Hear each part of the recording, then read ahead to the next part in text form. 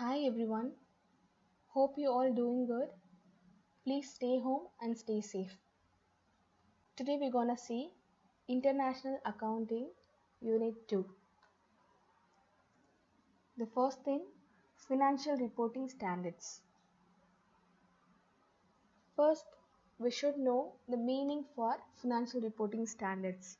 So it means it is commonly called IFRS or accounting standards issued by the IFRS Foundation and International Accounting Standards Board, means IASB. Okay, they constitute a standardized way of describing the company's financial performance. They will describe the company's financial performance so that the company financial statements are understandable and comparable across the international boundaries. So they are particularly relevant for companies with shares and securities listed on public stock exchange. IFRS have replaced many different nations' accounting standards around the world, but have not replaced a separate accounting standard in the US. In US, they are maintaining US GAAP. GAAP, okay, is applied. So which means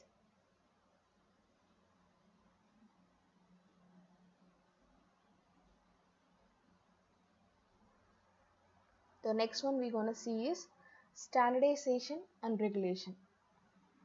So what it means? It means due to the alluring means attractive. Due to the eagerness of the money, it becomes difficult at times for people involved in a process of handling of accounting for it. They should be in honest and ethical, but sometimes they will not be in ethical way because of the money attraction. Okay, so there have been numerous financial scandals in the past. These scandals created a need for regulation and oversight of any financial activity in public markets and exchanges. It is a standardization and regulation. So the Securities Exchange Commission, which is SEB, okay, and various state of accounting boards were all established and provide oversight and attempt to prevent financial scandals. So under this first one is SEC, means Securities and Exchange Commission. It is authority in the US. The authority is in from US for regulating trade and markets, overseeing and auditing corporate financial reporting, and regulating the investments, means SEC. So the SEC also have the authority to enforce the regulations they publish. The SEC appoints members to the PCAOB, which means Public Company Accounting Oversight Board. It is a Public Company Accounting Oversight Board. So this appoints means SEC, Securities Exchange Commission, appoints the member of PCAOB, which determines auditing standards and reviews for auditing boards. Under this, next one is FASB, means Financial Accounting Standards Boards. So which means it is the board, the set of accounting standards for a firm in the US. The board is a private, not for a profit group that works to ensure. So GAAP is updated to reflect current legislation and accounting practices. What is a GAAP?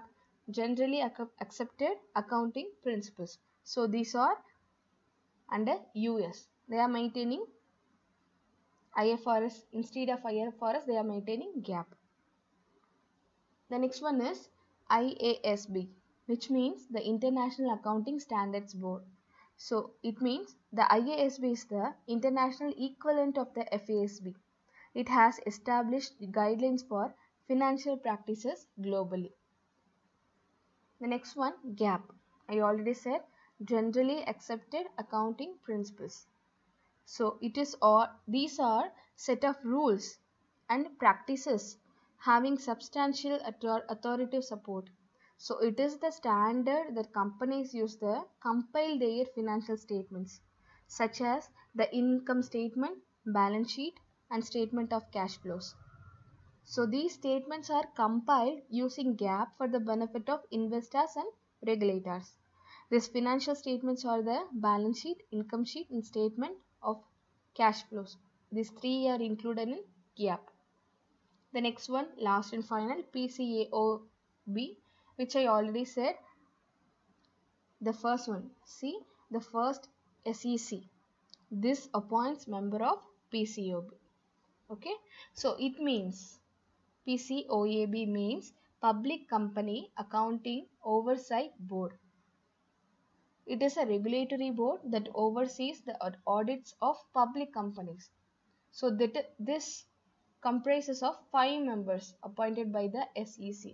So SEC appointing 5 members to the PCOAB, Public Authority. Okay. So this was established to ensure the accountants used as auditors for publicly traded companies are complying with guidance and regulations for auditing finances. The purpose of this private entity is to ensure accounting standards do not occur.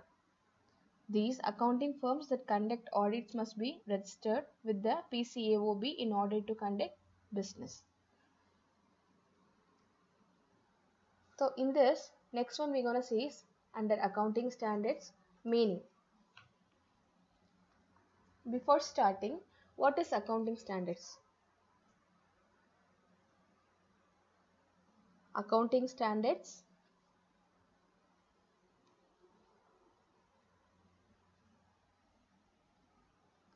standards mainly standards which are using for accounting.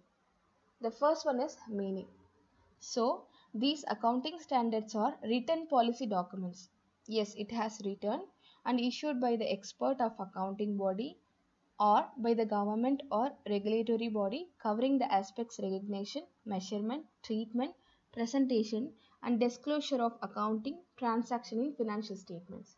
So accounting standards means it is a written documents issued by an expert of accounting. The one who experts in accounts are maintaining the accounting standards which are in written documents, written format, okay, written policy. The next one is classification of enterprises. In accounting standards, there is a 3 types of classification. The first one is level 1, second one is level 2, the third one is level 3. Under this classification of enterprises, the first we're going to see is level 1. So level 1 enterprise which fall under any one or more category below mentioned are terms. Okay, the categories which I am going to tell now. The first one, enterprises whose equity or debt security are listed whether in India or outside. So the equity enterprise listed means this is the first category. The second one, enterprises which are the process of listing their equity, which are the process of listing. Third one, banks including cooperative banks. Fourth, financial institutions. Fifth, enterprises carrying on insurance business. Sixth, all commercial, industrial, business reporting enterprises whose turnover not including other income for the immediately preceding accounting period on the basis of audited financial statement which exceeds 50 crores.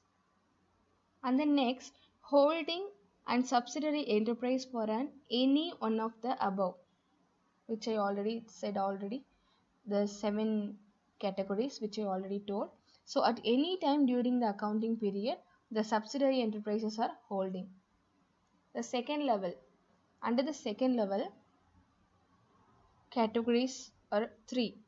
All commercial, industrial, business reporting enterprises whose turnover excluding other income. In that, I just told that too not included, excluded, same thing. So under this category also, excluding other income, the turnover should be accounting period on the basis of financial statement is greater than 40 lakhs but less than 50 crore. If it is greater than 50 crore, it will comes under level 1. Less than 50 crore, it will comes under level 2. Between 40 lakhs to 50 crore, which means level 2. Okay. Second point, all commercial, industrial, business reporting enterprises having borrowings. They'll have borrowings including public deposit is greater than 1 crore but less than 10 crore. It is greater than a 1 crore but less than 10 crores at any time of during accounting period. So it is the type of level 2. And the third one, holding and subsidiary enterprises any one of the above at a time of during accounting periods. So this is the level 2. And level 3 enterprises means which do not fall under level 1 and level 2. Which do not fall under level 1 and level 2.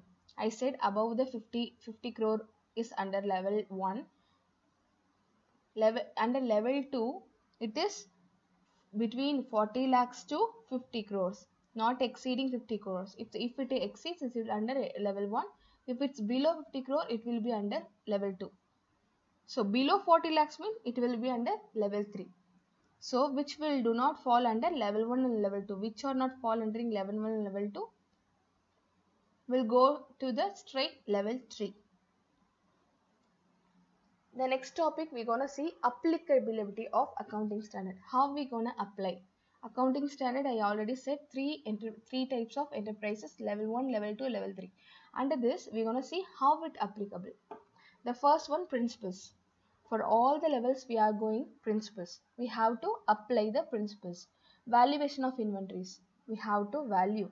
Without valuing, we can't guess anything. So we have to value. Other one, cash flow statement. For cash flow, if it's exceed 50 crores, under level 1 we gonna do. Under level 2 and level 3 we won't do. Okay. Then events occurring after the balance sheet. After the balance sheet, contingencies occurs means we have to check for 3 standards, 3 levels. Net profit, net loss for the period we have to check for 3. Depreciation, check. Construction contracts, check. Revenue recognition, check. Accounting for fixed assets, check. We have to check. In this column, in this only we won't do in level 2 and level 3 is cash flow statement. The next one, consolidated financial statement. Same thing, cash flow we won't do on level 2, level 3. So that we can't do the financial statements of in level 2 and level 3. We will do level 1. Accounting for taxes, yes. Accounting for investment, that's for level 1. There is no level 2, level 3. Discontinuing operations for level 1 only. Interim financial reporting, level 1. Intangible assets, level 1. For 3 we are calculating the intangible assets. Financial reporting of interest, that is for level 1. Impairment of assets for 3. Provisions, contingent liabilities, contingent assets we gonna do for level 1 if it's needed. If it's needed means for level 2 I already said 40 lakhs to 50 crores. If it's 40 lakhs to 50 crores, we have to do the partial amount. It's below 40 lakhs, we have to do the partials. So these are known as accounting standards, which follows under this IFRS. Okay, next we're gonna see is consolidation of accounts. What is consolidation? It's a consolidation means requirement for the preparation and presentation of both consolidated financial statements, which included income statement, cash flows, fund flows, financial statements means profit and loss account, balance sheet, and all the things which are under consolidation of accounts. First we are going to see the overview. The consolidation accounts comes under IFRS 10. IFRS 10 is consolidation of accounts. So for overview, this outlines the requirements for the preparation and presentation of consolidated financial statements. So the entities to consolidate entities and controls. Control requires exposure or rights or variables returns and the ability to affect those returns through power over an investee. IFRS 10 was issued on May 2011 and applies the annual period beginning on or after 1 January 2013. So this is overview and the history. history we're gonna see the development, comments and dates and all. Okay, by this history, the first one for April 2002, the project on consolidation added. 2008 published. 2010 financial statement IFRS X draft published. 2011 IFRS 10 consolidation published.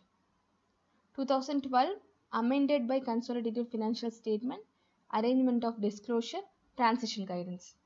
2012 the entities of project history. You can check out the notes which I have given for consolidation of accounts unit 2. And then next in this we're gonna see amendments under consideration by the IASB.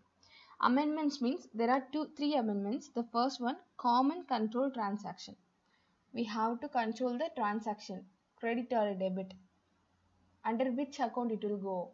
Income statement, balance sheet, profit and loss account, other loans, like that.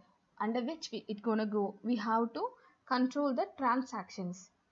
And the next one, IFRS 13. It's a unit of account. Which account we are entering, the which account we need to enter, means unit of account. Third one, in addition, IASB has a signaled an intention of conduct and post implementation. After the recording, transaction recording, we have to implement the post. We have to implement post implement. We have to implement the accounting transactions. These three are amendments by the under consideration of by the IASB. Next one is publication and resources. Publication and resources. This resources means it is focused on newsletters. Resources or which means resources are primary or a secondary. The resources may be by the newspaper, mails, some onlines. Okay, so this is IFRS and focus means IASB issue new standards on consolidation summarizing the requirements. Next one is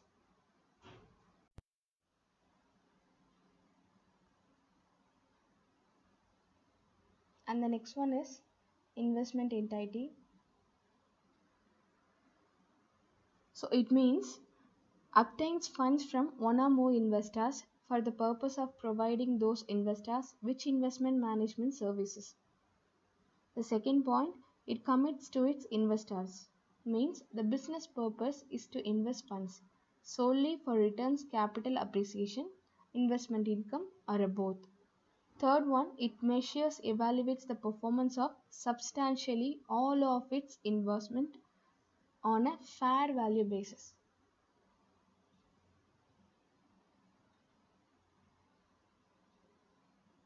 So, under investment entity, the first one is parent, which means an entity that controls one or more entity, which control the total entity called parent.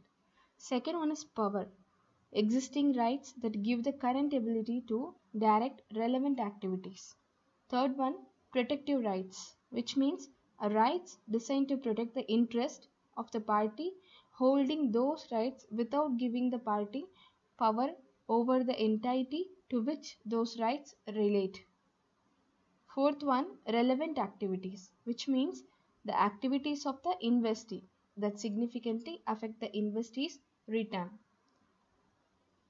Next, control, which means that an investor determines whether it is a parent by assessing whether it controls one or more investee. An investor considers all relevant facts and circumstances when the assessing whether it controls an investee. These are all investment entities. Okay, the next which we're gonna see, characteristics. Investment characteristics.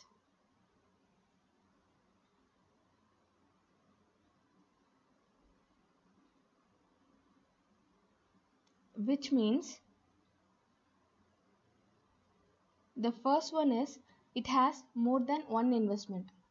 More than one is investment only they can manage the total entire organization. So more than one investment it should be have. Second one, it has more than one investors.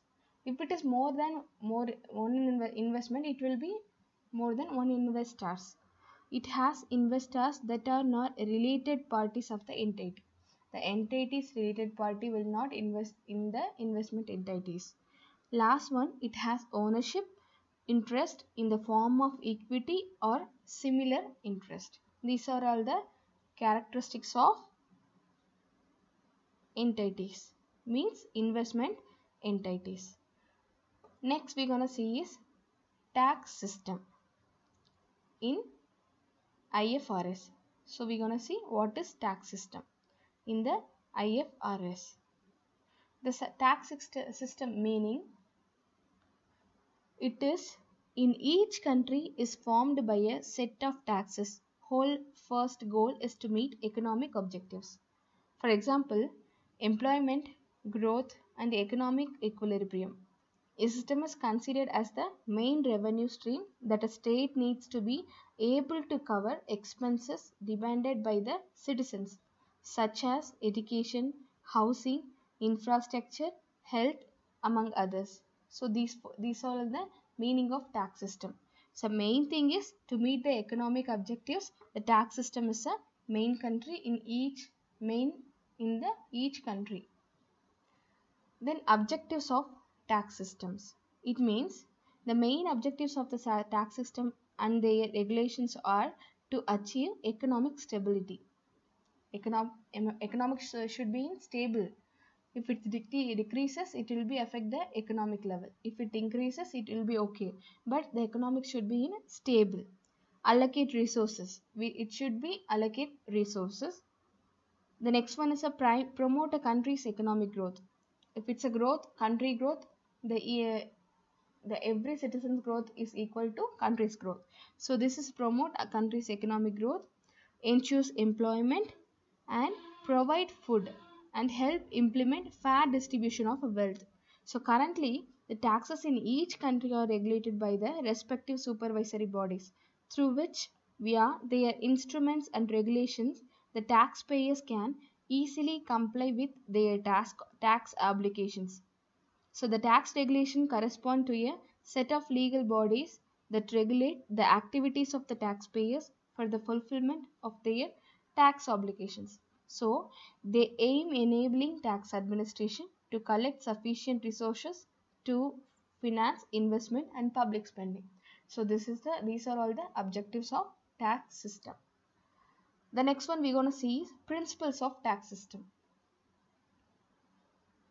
Under principle, first one is legality, which means it indicates the exclusive authority of state for a tax to be established by the law, so that the tax is not applicable without a law that establishes them. So it should be in legal way. Second one, equality and equity. The principle requires equitable treatment for all tax persons. For all persons, the tax system must be equal, on an equal footing, without a benefit or levels in income, race, color, language, sex, religion, political affiliation, economic position, among others. So the tax should be in equal way. It should be in equal. Third one is neutrality. Neutrality means this principle refers to the application of taxes should not be alter the economic behavior of taxpayers. Okay, that is to say, little interference of taxation in functioning of the market. The fourth one is simplicity. So according to the principle, a tax system must have a technical structure that is functional. So this generate low cost of a compliance by taxpayers and control by the tax administration. So these are all the principles of tax system. The next topic we're going to see in this under tax system, income tax. What is income tax? Which we are paying a tax for a income which we got. Okay, so one of the main taxes in the tax regulation is the income tax. It is applied on the income obtained by individuals or legal entities by the application of the rate that can be fixed or progressive, and for the reason it is considered as direct tax. So the income tax is direct tax. This applies to all economic activities carried out by individuals, legal entities from which the discount cost expenses to such income can be deducted. in such a way that what we call taxable base, also known as tax utility, which called tax utility. So at the time of identifying a taxable base for the calculation of the tax, the corresponding rate is applied under the current legislation of each country, obtaining thus the value of the tax payable. So the tax is usually calculated annually. As a taxpayer, establish the taxable base based on a taxable revenues minus the deductible cost and expenses that have been obtained during the fiscal period. So during the fiscal period, income tax